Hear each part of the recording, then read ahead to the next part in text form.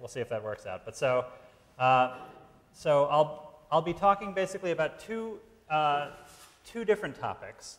The first topic is a suggestion for a technique for how to observationally search for light rays that get bent by large angles as they pass near a black hole. So we've currently never detected such rays, but they're predicted by Einstein's theory of general relativity, and the question is how to actually attempt to realistically detect them in an astronomical system.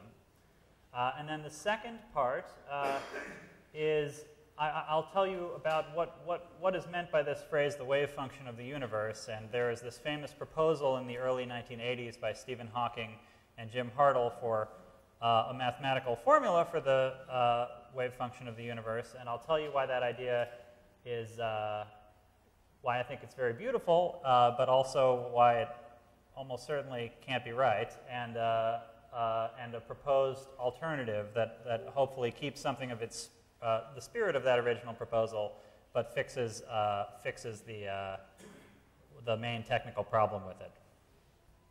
Okay, so let me just, with that, move on to part one.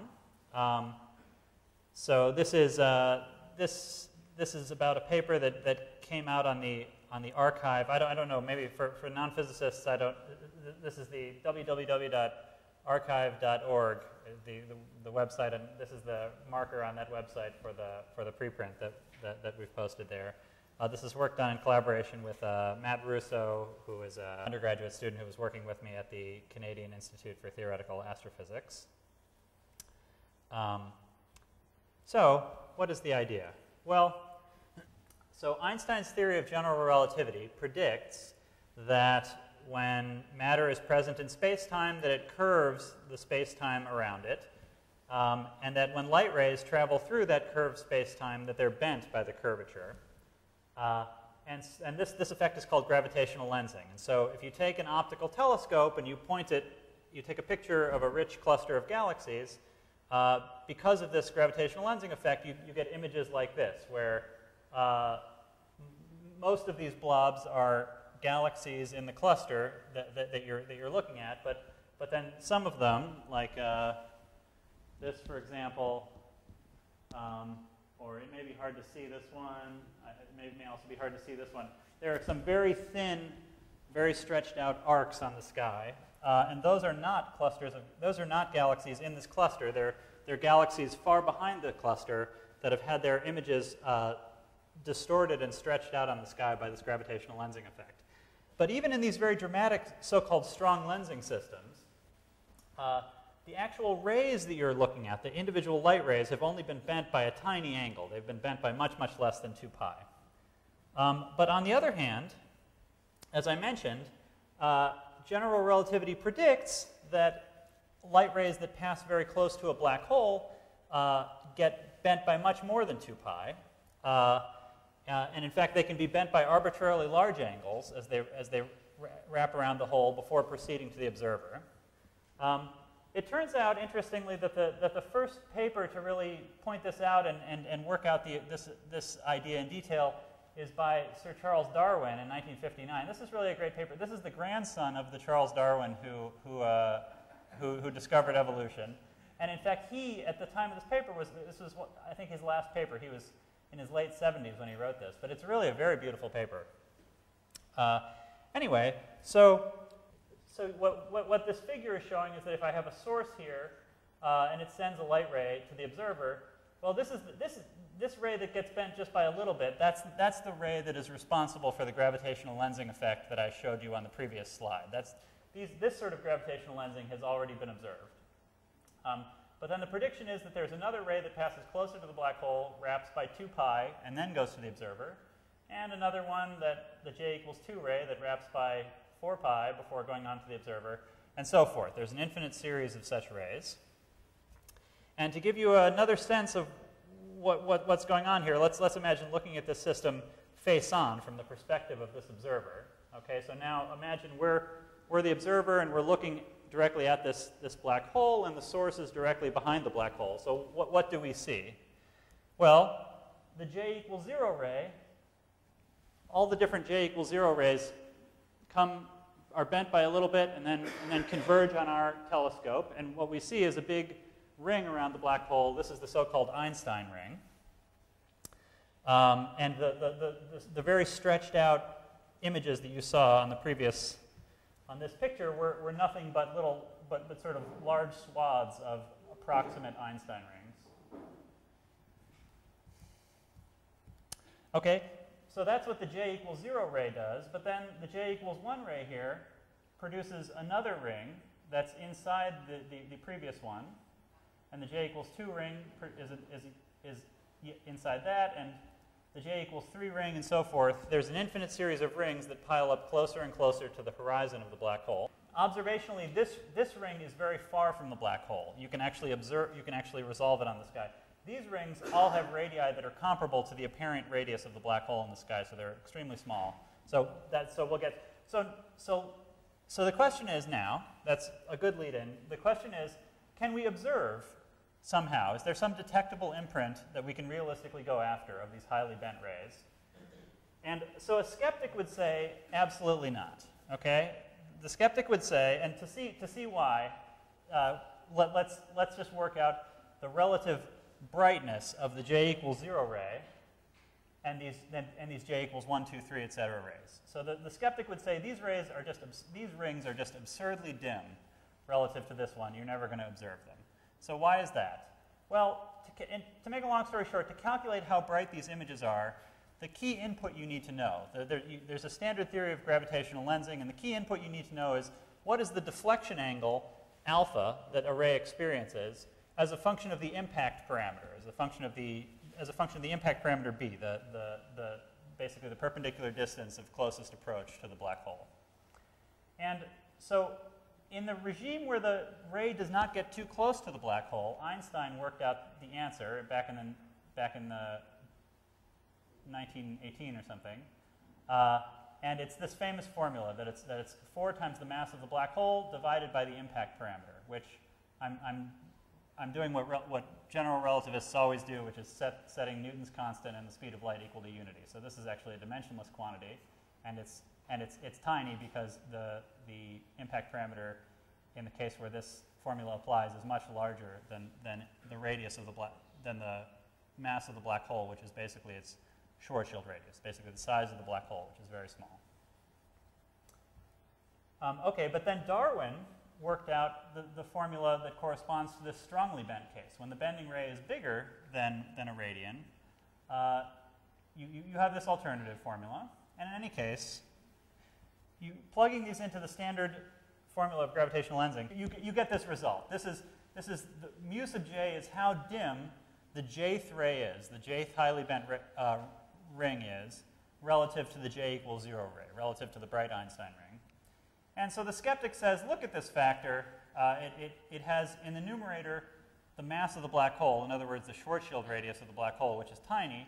And then these 3 other factors are the distance. ds is the distance from the source to the observer. dl is the distance from the lens to the observer. And dsl is the distance from the source to the lens. So those are huge astronomical distances in ordinary gravitational lensing. And so the Schwarzschild radius of the black hole divided by these astronomical distances is an absolutely stupendously small number. And so it looks like this formula says that you're dead. You're never going to, these highly bent rays are too dim. But on the other hand, we can see how to fix that problem. What we need to do is not look at the ordinary gravitational lensing configuration where everything is very far apart. Instead, we want to find some astrophysical system in which the source is very close to the black hole, preferably only about 1 Schwarzschild radius away from the black hole.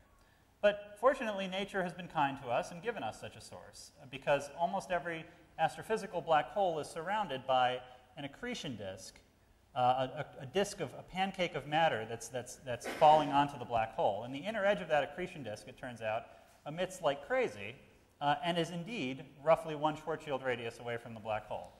Okay, so if we make all of these capital D's comparable to, if we make D source lens comparable to M in that way, that is, we bring the source close to the hole, then this factor is of order unity. We don't have to worry about it anymore.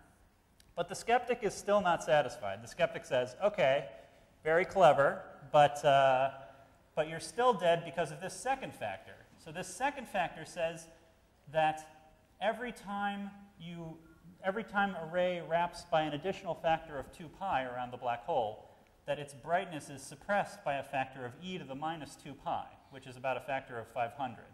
So every additional wrapping you want to do, you pay a huge cost. The corresponding image gets dimmer by a factor of 500. And that's a more general thing about strongly bent rays, that if you want to bend by an extra angle chi, the brightness is suppressed by e to the minus 2 pi, e to the minus chi.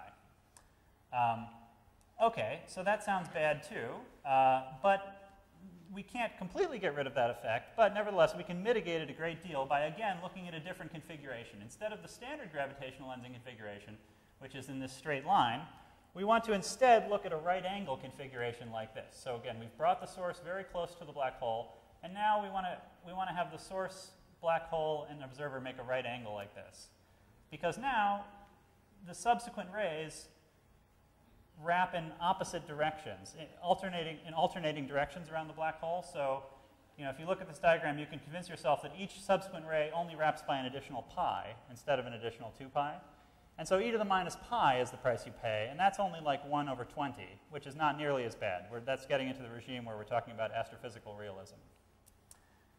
Okay, but the skeptic is still not satisfied, so he says, fine, maybe these higher order images are not too dim to detect, but they're still, the radii, they're still at a distance away from the black hole, which is comparable to the radius of the black hole. And it turns out that there's really only 1 or 2 black holes in the whole universe whose apparent radius on the sky is big enough to be resolved by a realistic astrophysical telescope.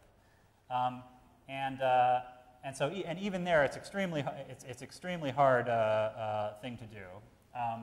So the idea of trying to resolve these different very dim images around the black hole just seems absurd. And so again, that's true, and we don't want to do that. So the final response to the skeptic is, well, we're not going to try to image these things. We're not going to try to take a picture of these highly bent rays. Instead, we're going to look for their effect in the light curve, the intensity as a function of time coming from the black hole. So in other words, imagine that this source is, instead of continuously emitting, emits a flash. First, imagine that for simplicity it just emits a delta function flash.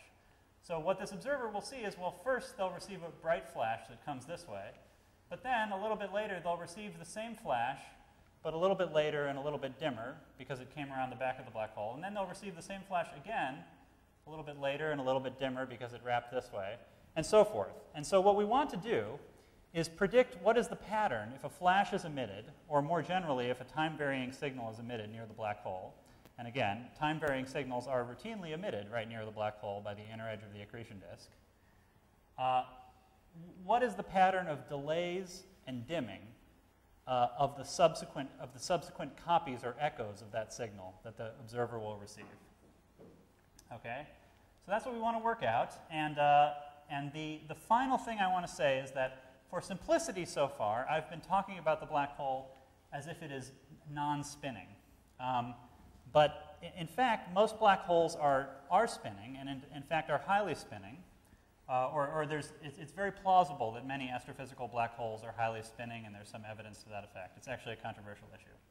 But in any case, we are interested in spinning black holes because it turns out that if you make a black hole spin rapidly, that the accretion disk approaches much, much closer to the black hole. It gets very close to the black hole, and so you get an extra boost. Remember, we wanted to bring the source as close as possible to the black hole, and it turns out you can do that best when the black hole is highly spinning.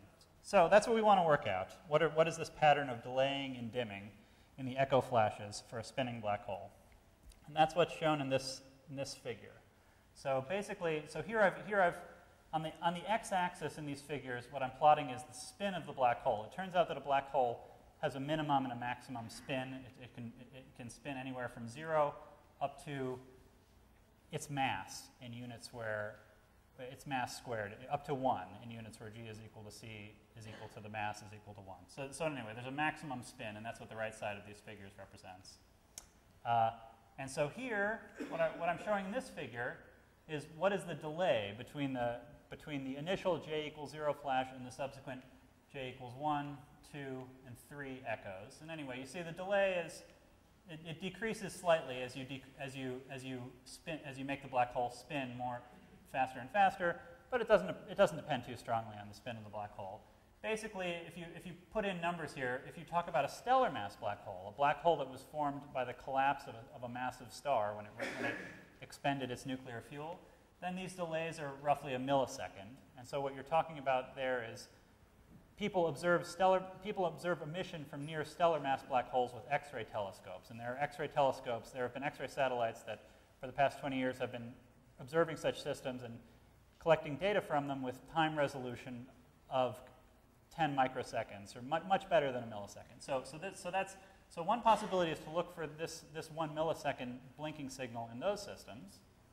On the other hand, there are supermassive black holes at the centers of essentially every galaxy in the present-day universe. And those supermassive black holes range from about a million times the mass of our sun up to 1 billion or even more times the mass of our sun. And so for those systems, this delay, if you plug in the numbers, for a million solar mass black hole like the one at the center of our own galaxy, the delay is something like 90 minutes between subsequent flashes.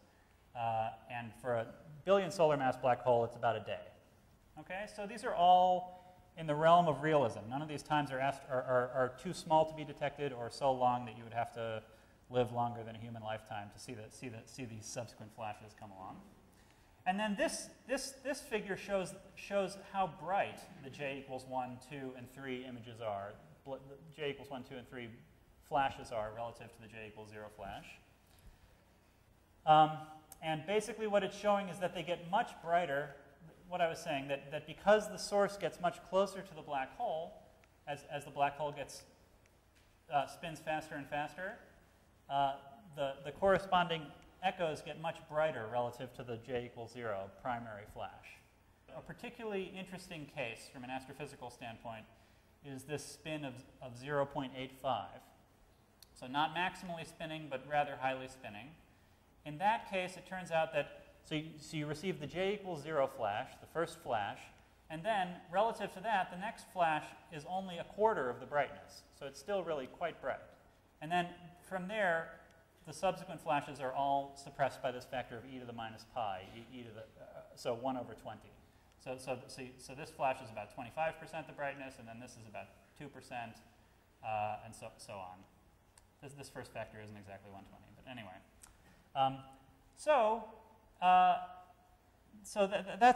That's the takeaway point, that the echo flashes are sufficiently bright in this scenario and sufficiently and spaced by an appropriate amount that you can realistically hope to go after this signal with an astrophysical telescope. Yeah. Okay, and so here I'm just showing another picture of the effect. So imagine that the black hole, imagine that the accretion disk near the black hole emits this Gaussian blip. I don't know if you can see this, the red dotted curve here. There's a Gaussian, and it just drops to 0. Then the actual observed effect, the actual observed signal, is predicted to be this thing. This is the first echo. This bump is the first echo flash. Then this bump, I don't know if you can see it, is the second echo flash. It's only 2% the height of the original flash. So this is if you're lucky. If nature is really kind to you, it'll give you a system where you really get discrete, very bright flashes from right near the black hole, and then you get to actually see by eye the flashes in the echo flashes in the observed light curve. Probably, if any such systems are out there, someone would have spotted this by eye already. So to be honest, as I'll explain in a minute, I have not done a thorough search, nor anyone has. So this paper was again just proposed a few 2 months ago. So the search for this signal has not been done, and there's a variety of places you might look. But I personally would love this to be the case, but I'm skeptical that there's any astrophysical source out there doing this.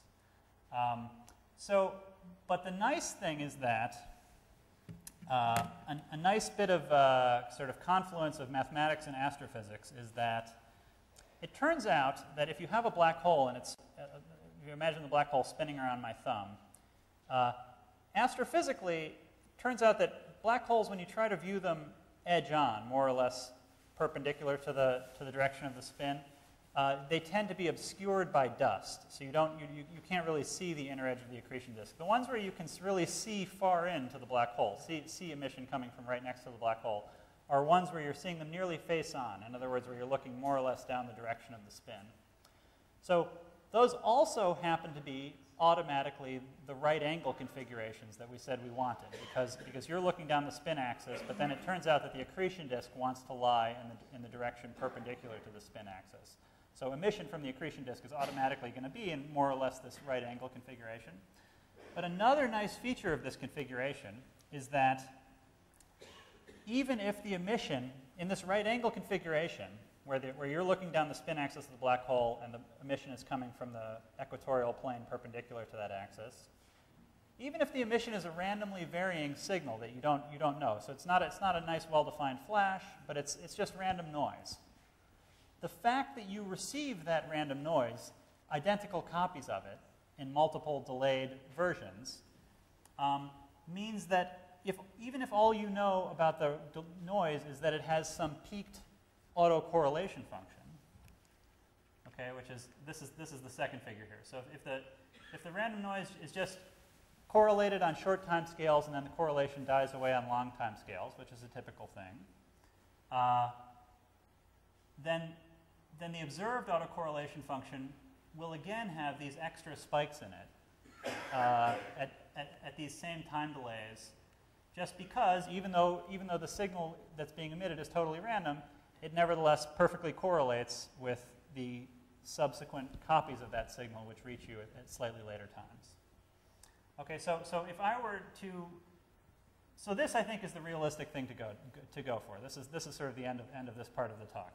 The proposal is to look for either in stellar mass black holes where we have good X-ray timing measurements of them, or in supermassive black holes where there's actually a bunch of different wave bands that you might, where people collect data and you might hope to search for this, to calculate the autocorrelation function and try to fit to, so the autocorrelation function will probably be rather noisy, but nevertheless, if you have a predicted ringing signal to fit against it, then you can potentially draw this ringing effect out of the noise. Anyway, so that's the end. I wish I could tell you that this was already detected. It has not been, but sorry, did someone just? Oh, no question. So anyway, that's the proposal, so with that, I think I'll move on to the next. Okay, so the next part of the talk is, as I say, about something completely different. So any of you who have gotten completely bored of the previous topic and have glazed out, hopefully you'll like this one more. This is a project in progress, so basically, as I mentioned, there was this proposal, this is sort of one of the classic papers in early universe cosmology. It was this proposal by Hartle and Hawking in the early 80s for a formula for the so-called wave function of the universe.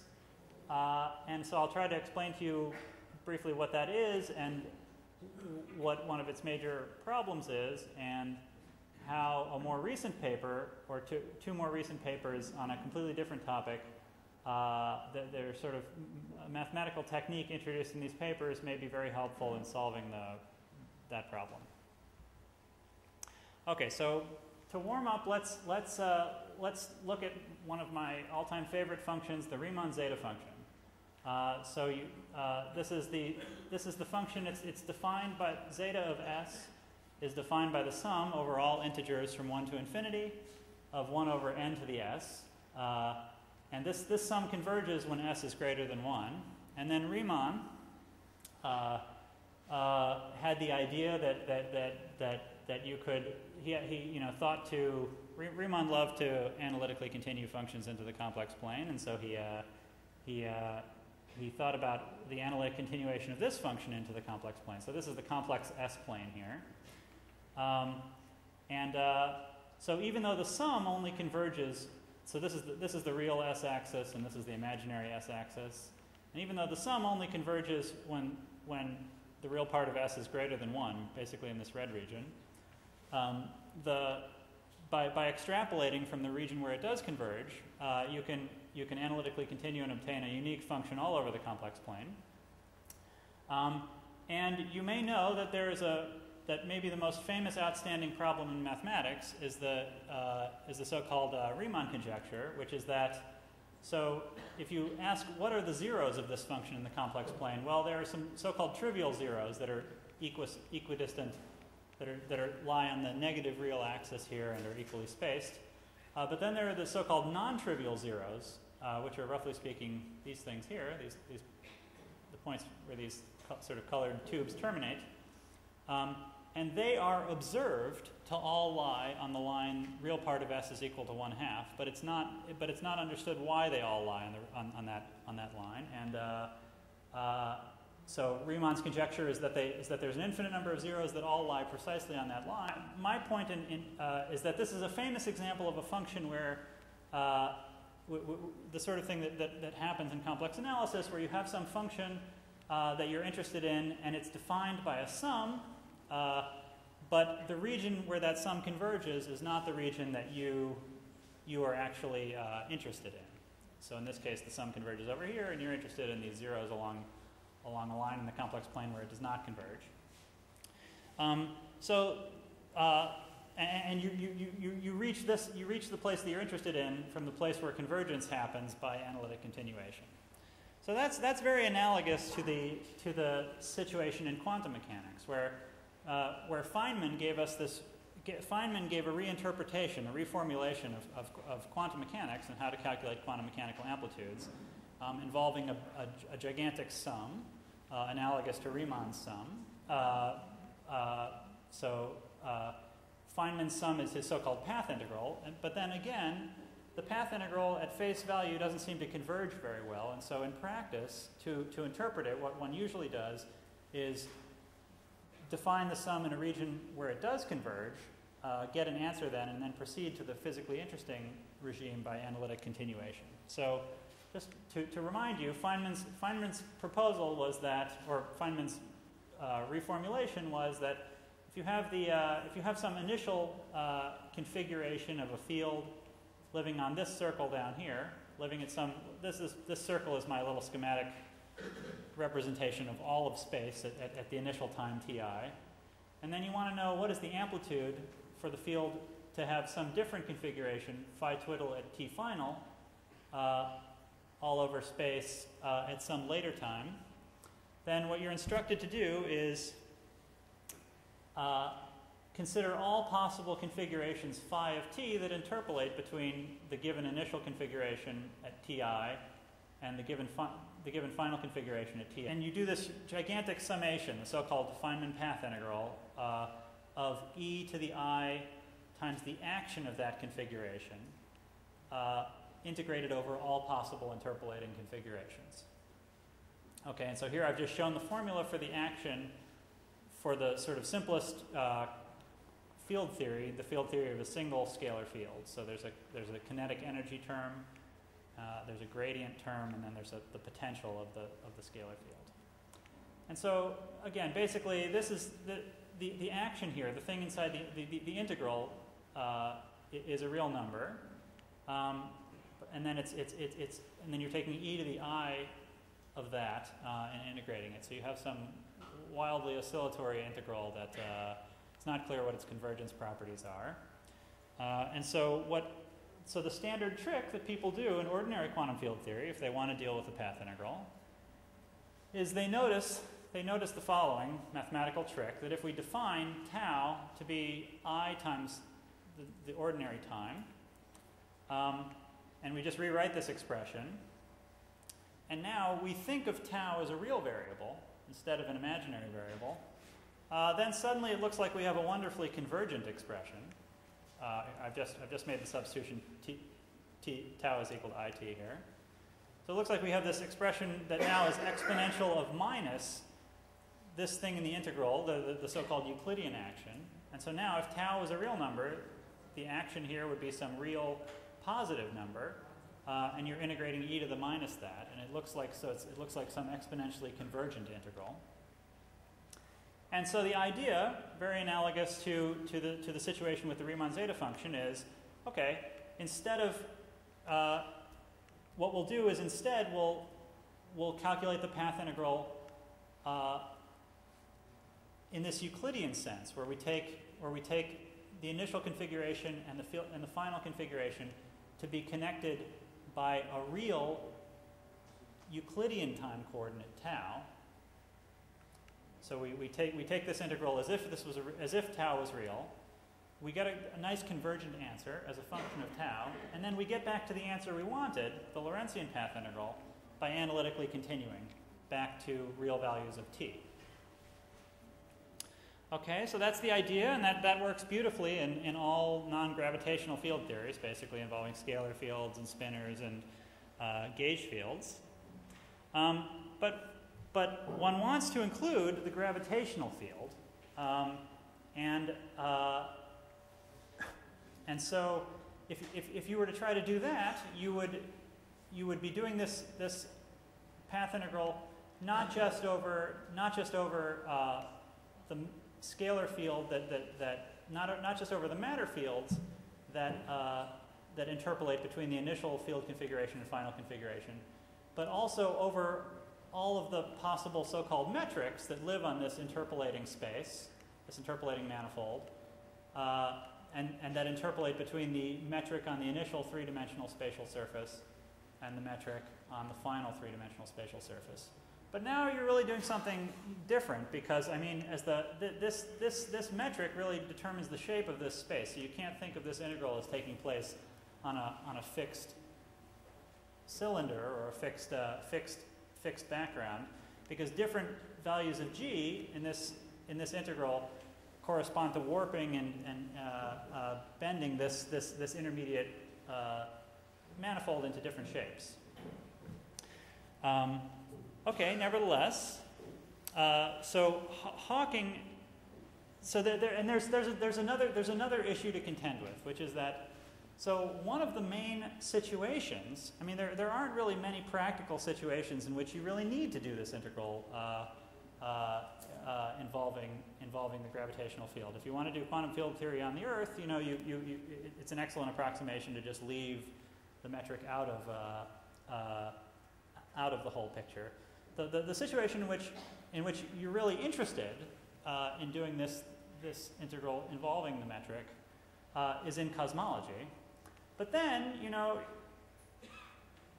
you run into a funny situation, which is that, well, so Feynman's proposal had the form, well, if someone tells me the initial state at time t initial, then Feynman's proposal tells me how to propagate that and obtain the wave function of the field at some later time.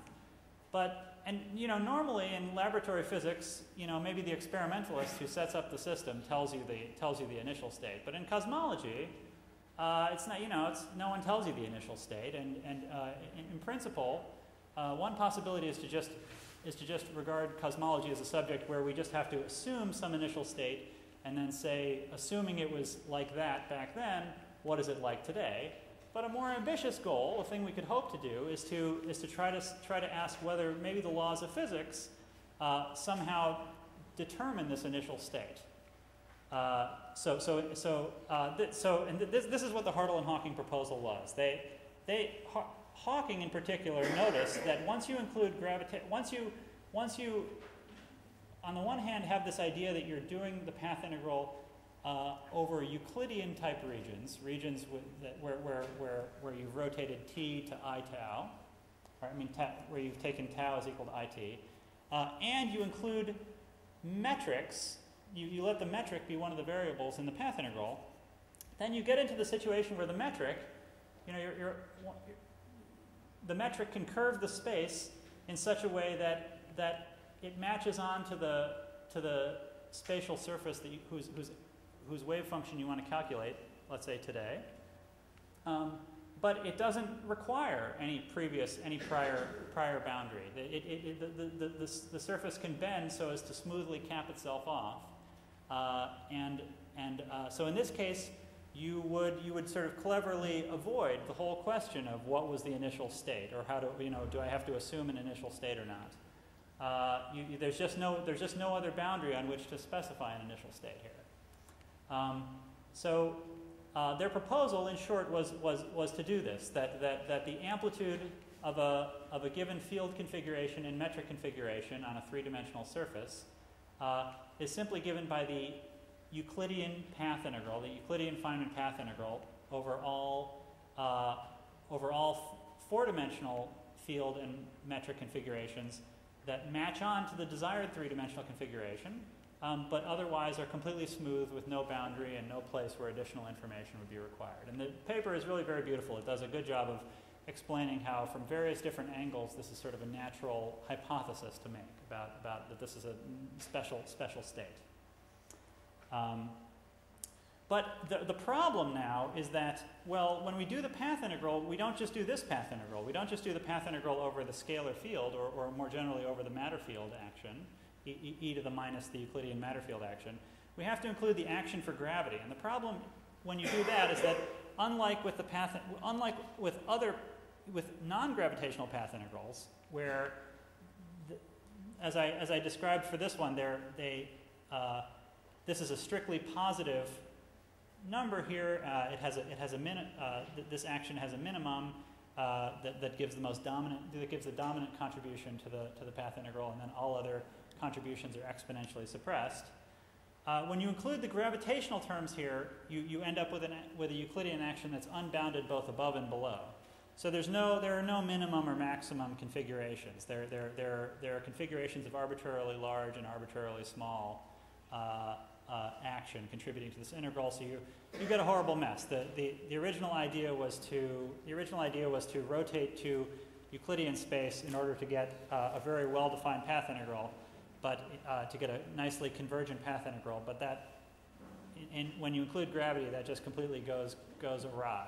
You get a horribly manifestly non-convergent path integral, worse than even the Lorentzian one. Okay, so that's the problem we'd like to fix. We'd like to somehow keep the elegance of this idea that somehow, if you really take the path integral to its logical conclusion and include gravity in it, that it can sort of cap itself off in a way that so that the Feynman path integral, in addition to giving you the dynamical law to evolve from one state to a later state, that it can also sort of select out a preferred state, and sort of obviate the need to make additional assumptions about initial conditions in cosmology. But we'd like to fix the convergence. And so, without getting too technical, so the point is that there were these papers by Ed Witten in 2010 that gave a very elegant idea about how to take a path integral and choose a manifestly convergent contour for that path integral, and it's different than what Hartle and Hawking wanted to do. So in other words, what previous people did to make their path integrals convergent was, well, the fields continued to take on real values. The scalar field phi continued to be real everywhere, but you took the time coordinate and rotated it to imaginary values. So here the idea is the opposite. What we're going to do is take the field values, complexify them, and then we need a prescription for how to choose. We want to let the action principle find its own contour through that space of complexified field values, find a natural contour on which the path integral will converge. And so that all is very abstract. And so rather than jumping directly to that, I was just going to give the zero-dimensional analog of Witten's idea. So So just consider this zero dimension. This is just an ordinary contour integral. Okay, we have some function here, exponential of I times some positive real number lambda times times a cubic polynomial in the z. Z is a complex variable, and we just want to do some contour integral over this integrand. So suppose we somehow wanted to let this integrand choose a natural non-zero contour for itself. Well, the first thing you might think is, well, maybe I should choose some sort of closed contour, but since this integral doesn't have any poles, any closed contour that you integrated over will be zero. So what we want is instead some contour that runs from infinity somewhere in the complex plane to infinity somewhere else in the complex plane. And so what this diagram is showing is that if you want that contour, if you want to choose a contour that converges, you should choose it to go off to infinity in the complex plane in some region where the real part of this function is diverging to minus infinity. Because if the real part of the argument of the exponential diverges to minus infinity, that's saying that as you head off in that direction, the integral is converging very rapidly.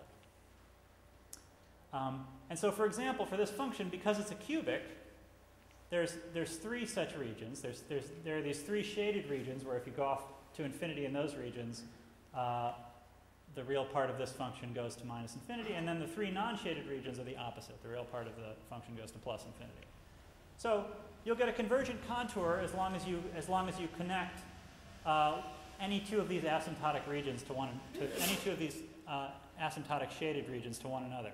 And then what contour you pick, once you've chosen the two asymptotic regions that you're going to connect, what contour you pick doesn't matter. Cauchy's theorem tells you that whatever contour you take, you can make it wiggle as much as you want. As long as it starts over here and ends up over here, you're going to get the same answer. Okay, and so it looks like there are basically three independent choices, but if you think about it, if you add this choice to this choice to this choice, you get a closed contour that you can basically shrink to zero. So the sum of those three guys vanishes, and so you really only get two independent contours in this case. And the main point that I want to explain is that's not a coincidence. That's coming from the fact that this is a cubic function, and so its derivative is a quadratic function with two roots. And so the point is that Witten gives a nice explanation of how you can associate with every stationary point of this function. And in other words, every root of the derivative of this function, you can associate a contour with each such root. And so in this case, you do it by. So in this case, you'll get two roots that way. And so in detail, he does it by borrowing a technique from a branch of mathematics that I know essentially nothing about, called Morse theory. So all I know about Morse theory now is this one technique and so what do? You define h as the real part of the argument here, and now. Whereas we were thinking of this as a complex function over the complex plane, we now want to think of this real function, and we want to think of the complex plane as just a two-dimensional real plane with two real coordinates x and y instead of one complex coordinate x plus iy. And so then once you have a function, once you have a real function over some real manifold like that, there is this thing called the Morse theory flow equation, which is this equation. So imagine I put down some Riemannian metric, some positive definite metric on my manifold. Then if I start at some coordinate xi, so some coordinate xy in my two-dimensional plane, then this is a differential equation that tells me where that point will flow to as I vary s. Okay, so in other words, I give you the initial value of the xi, of the xy coordinates in this plane. I give you this function h, and I tell you a metric on the manifold. And this is a one-dimensional differential equation that tells you where that point flows to. And so if I start at one of the critical points of this function and flow with this equation, what I get is a contour in the complex plane along which this integral is guaranteed to converge, a contour that runs off to minus infinity in both that runs off to infinity in the complex plane in two different directions, and the integral is guaranteed to converge on that because if you take dh ds along that contour and use the chain rule and then plug in this formula down here, you see dh ds is strictly decreasing away from the stationary point in either direction as you flow along this contour. Okay, so the point is now it's just a matter of there's sort of standard way that you take a one-dimensional integral and then generalize it to a multiple but finite dimensional integral and then generalize it to a infinite dimensional integral. This is a sort of standard, maybe not very mathematically well-defined technique, but this is sort of the standard way that, at least in physics classes, the path integral is introduced. And so Witten in his paper basically takes this idea and just does the analogous thing for the path integral. He shows, so here what we have is really just a fancy, he basically just converts this zero-dimensional or one-dimensional integral into an infinite dimensional integral analogous to the path integral. But beyond that, more or less just applies the same formalism to it. Sorry about that. So he initially formulates the path integral over phase space. So here the x's stand collectively for all of the real coordinates on phase space. But then he complexifies those coordinates.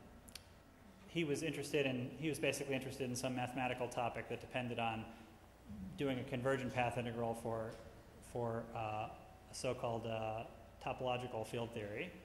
But the point is that the idea is much more general, and it is in fact perfectly suited to solving this problem with the Hartle-Hawking wave function. In other words, the tentative prescription for the wave function of the universe is essentially just to apply Witten's idea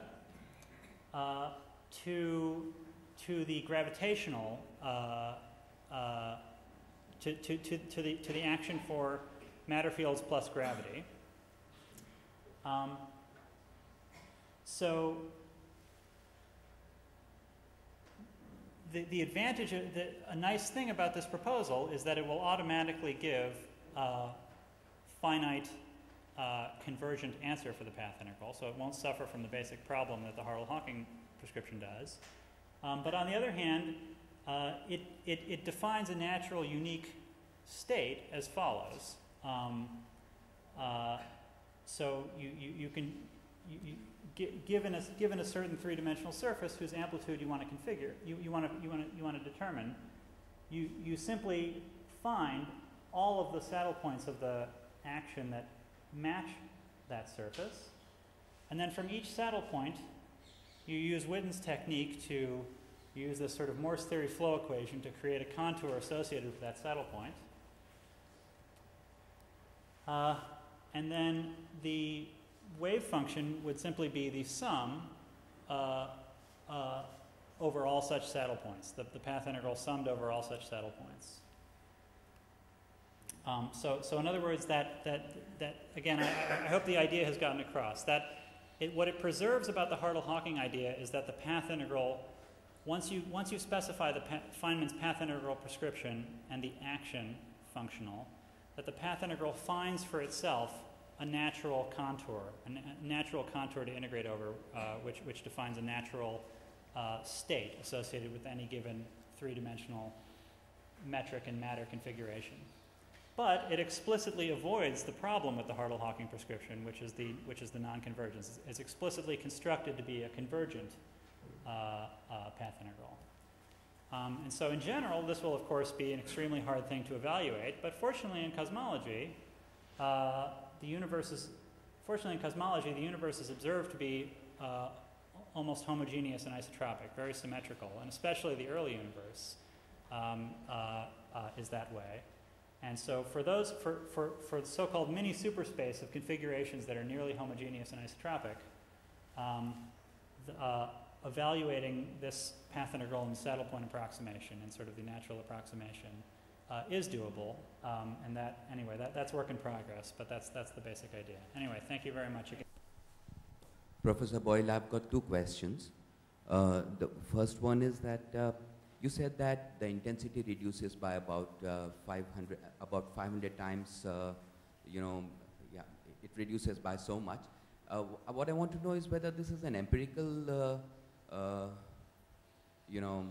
thing which is known to you from your instruments, or is it a physical law, deterministic, which you know that it will have to be 1 by 500, or it's about that, so it turns out to be that, and you know the deviation, etc., etc. I want to know how. It's a theoretical thing.